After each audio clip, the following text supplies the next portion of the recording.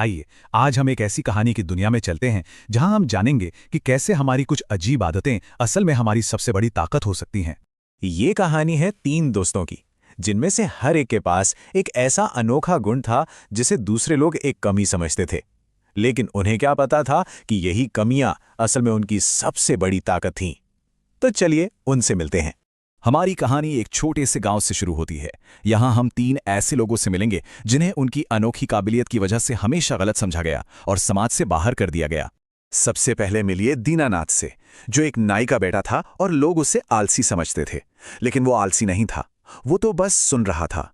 वो हवा की सरगोशियां, दूर होती बातें और दुनिया के वो राज सुन सकता था जो किसी और को सुनाई नहीं देते थे। पर उसका परिवार उसके इस हुनर को कभी समझ ही नहीं पाया। जब उसे बहुत डांट पड़ी तो दीनानाथ ने ठान लिया कि वो अपनी कीमत साबित करके ही रहेगा, और वो घर से निकल पड़ा। अपने सफर पर दीनानाथ की मुलाकात हुई कानू से, एक ऐसा नौजवान जिसकी भूख का कोई अंत नहीं था। सोचिए, कानू को सिर्फ इसलिए घर से निकाल दिया गया क्योंकि उसका परिवार उसका पेट नहीं भर सकता था। दीनानाथ ने उसकी हालत देखी और उसे अपने साथ महल चलने को कहा, एक ऐसी जगह जहां शायद उसे कभी भूखा नहीं रहना पड़ेगा। इसके बाद वो भानु से मिले, एक ऐसा इंसान जिसकी इंद्रियां इतनी ज्यादा संवेदनशील थीं कि एक पत्ते का गिरना भी उसे भूकंप जैसा महसूस होता था। दीनानाथ ने भानु की इस संवेदनशीलता को कोई कमी नहीं बल्कि एक अनोखा तोहफा समझा।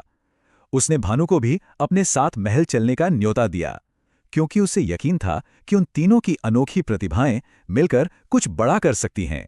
जब ये तीनों दोस्त दरबार पहुंचे तो उन्होंने राजा के सामने एक बड़ा ही साहसिक प्रस्ताव रखा।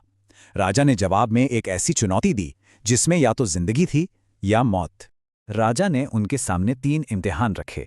अगर वो कामयाब हुए तो उनकी हर मुराद पूरी होगी, और अगर नाकाम रहे तो सजाए मौत।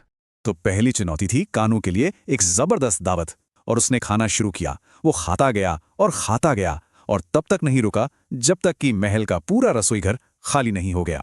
पहला इम्तिहान कामयाब। अब बारी थी भानु की। उसके लिए दुनिया का सबसे मुलायम, सबसे शानदार बिस्तर तैयार किया गया। लेकिन जैसे ही वो लेटा, उसे नींद ही नहीं आई। कुछ तो गड़बड़ थी। उसने कहा, मुझे कुछ चुभ रहा है। और यकीन मानिए, जब गद्दे हटाए गए तो 7 गद्दों के नीचे एक अकेला बाल मिला। उसकी संवेदनशीलता सचमुच कमाल की थी। दूसरा इम्तिहान भी पास।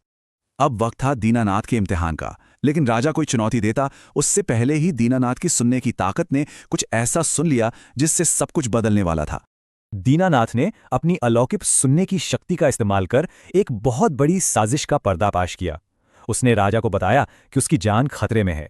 दीनानाथ की चेतावनी पर राजा ने एक जाल बिछाया, और हुआ भी वही। साजिश करने वालों को रंगे हाथ पकड़ लिया गया। दीनानाथ ने सिर्फ अपना इम्तिहान ही पास नहीं किया, बल्कि पूरे राज्य को बचा लिया।